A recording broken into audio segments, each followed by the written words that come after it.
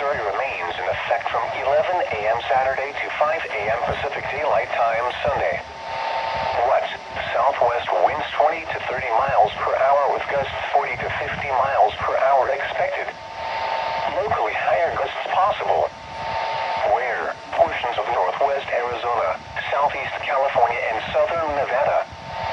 When from 11 a.m. Saturday to 5 a.m. Pacific Daylight Time Sunday. Impacts: gusty winds could blow around unsecured objects.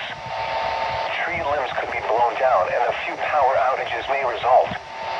Additional details: an incoming low-pressure system will bring gusty west-southwesterly winds to the region Saturday afternoon. Winds will shift to the north with the passage of the associated cold